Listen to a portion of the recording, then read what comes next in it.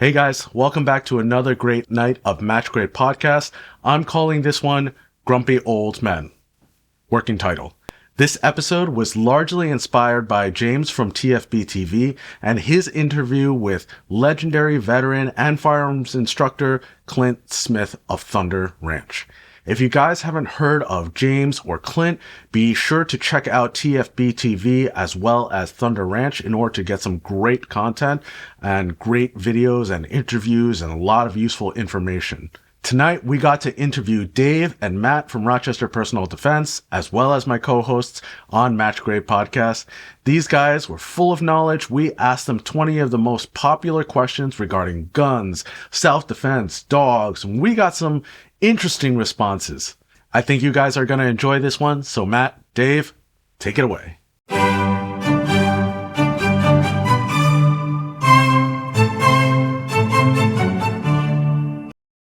All right, so if you think you don't need to carry one in the chamber, you watch too much movies, too much TV, you're an idiot. Let's just put it right out there. You're not going to have time to jack one in the chamber. Thinking that you can put your seatbelt on when the accident happens is idiocy as well. So just don't do it. Get more training, be comfortable in yourself, get better gear if you don't trust your gear, and we can fix that. But please, if you're going to carry out in public, put one in the chamber or don't carry at all.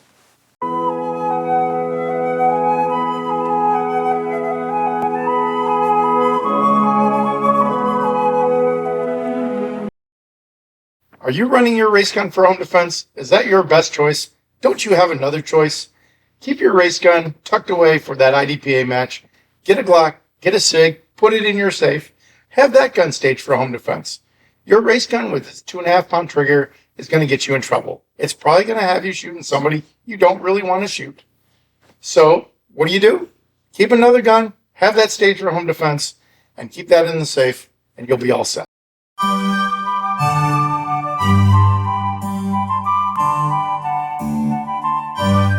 Going gangster and shooting sideways, you just look like an idiot. You look like a criminal, number one. What are you doing? People think it's cool, think it's great. It's not really feasible. Just shoot the gun the way you're supposed to with it vertically and you'll be all right.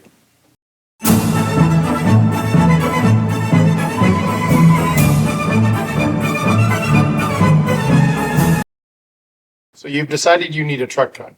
What kind of gun is it going to be? Is it a bigger pistol? Is it a long gun? Better yet, where are you going to keep that gun? You need to keep it secure. You don't want to just leave it in your car. You need someplace to make sure that criminals aren't going to walk away with it. A vault, a locking drawer system, or some other way to keep that gun in the vehicle. It'll be there when you need it, and it'll be safe, and the public will be safe.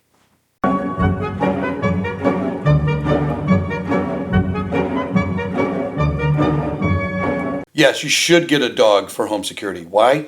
Because without a lot of training, they will protect the house, they'll protect the tribe, they'll protect their pack, which is your family. They're going to let you know when somebody comes by that shouldn't be there, and then that's the early warning system for you. It's going to be awesome. Get a dog. They're great. Do it.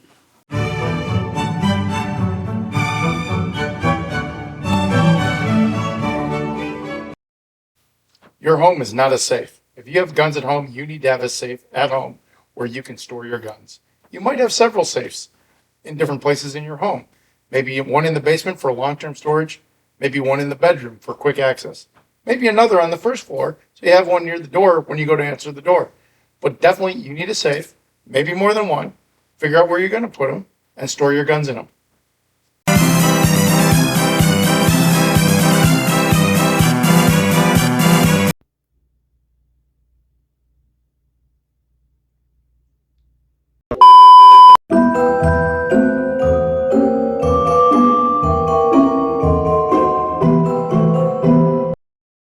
When you're out in public, having an emergency plan is going to be good for your family. You know, you might have one for yourself, but why should you be the only one that knows it? You got to have code words. If you got a code word for danger, just to make them be more alert, that's one thing. But you got to have a code word for run. They just got to get the heck out of there. You need them gone, or everybody needs to go. Then what you do is you work out what happens after we run. Run to safety. I'll catch up. I'll figure it out, but I'll find you. That's going to be the key. But every family should have a plan, but you got to practice it too.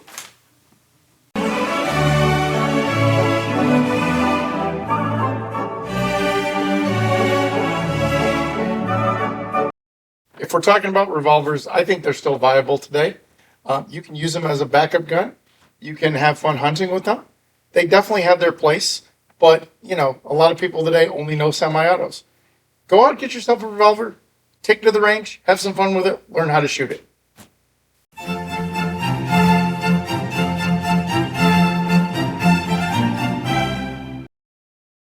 Being your own first responder means you're taking responsibility for your safety and somebody else. Depending on somebody else to come save you you're just going to get hurt or dead.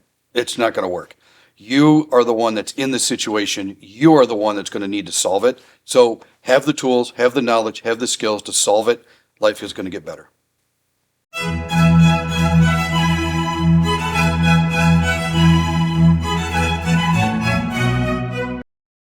How much money do you have? Seriously, how much money do you have? You got to figure out your budget. You should buy a good gun. Go see our series about best 9mm pistols. Pick one that we like, that works well. Buy it. Leave enough money in your budget for ammo and training. That's probably the most important point that I can make.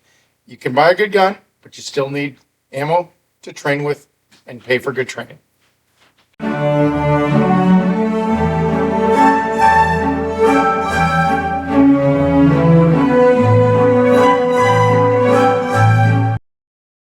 If you'd asked me about red dots on handguns 4 or 5 years ago, I would have said, nah, maybe not so great. But now that they've evolved and I've done a lot of training with them, I've come to believe that they're very viable. Putting a red dot on your gun is going to make you faster. It's going to make you aim better. And it's just going to make it easier to shoot the gun and get more accuracy out of it. If you don't have a red dot on a gun, I would start looking at getting one and get some training and just do it.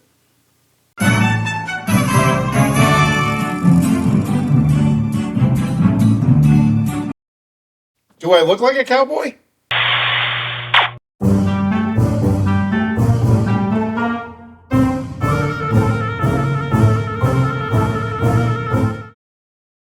To make the transition from being a target shooter to a defensive shooter, you really have to start changing how you think. Start thinking of actually using your gun to defend yourself. If you're going to do that, one of the ways to really get into it is start thinking about the targets that you use. They're not just paper targets, but that's someone that wants to hurt you or your family. Then I would suggest people go and start doing things like force on force training and mindset training. Take some classes, take some training that puts you in the role of a defender, not just out on the range as the target shooter.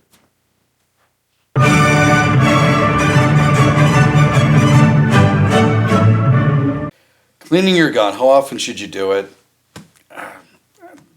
I carry a Glock, so I can't answer that. You can't clean it when you need to. Clean it when it gets dirty and you think you need to clean it, just clean the darn thing. Some guns need to be cleaned more often, some guns you don't need to. So you judge it based on your gun.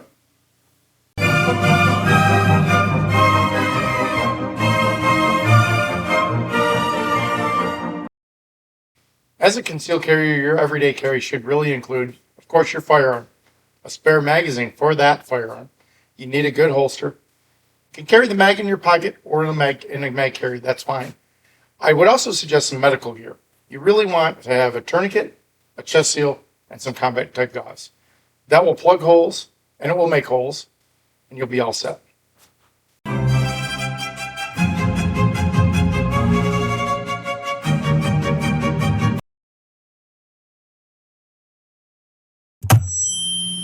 Wait, Dave, we're not done yet. Come back. Come back.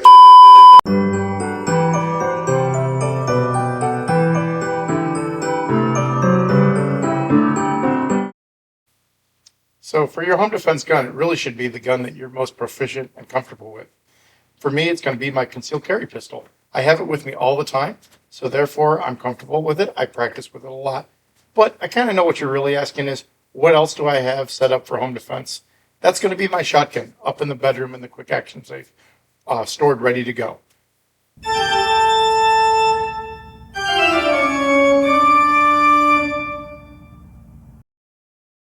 If somebody decides that they're going to commit violence on you, you've got to be able to match that aggression and you need to be able to stop it. Talking them out of it is not going to happen.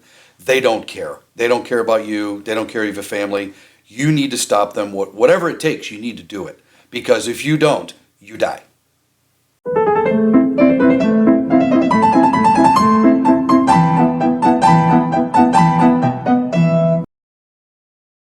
Important to identify what you're shooting at. One way to do that is to have a gun-mounted light. You can use that for your final ID to make sure you know what you're shooting at. Your searching should be done with a handheld light, not a weapon-mounted light, so you need both. I'm not against weapon-mounted lights, but you really should know how to use them. You should know when they're appropriate and when they're not appropriate.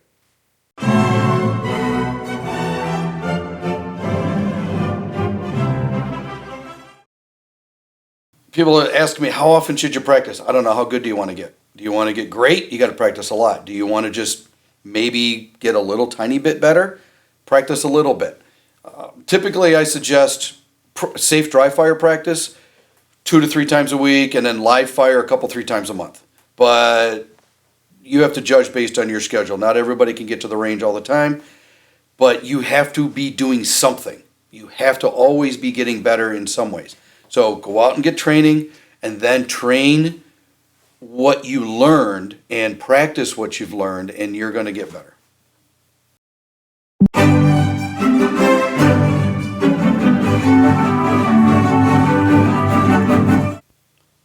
You're the kind of shooter we'd put on the end of the line.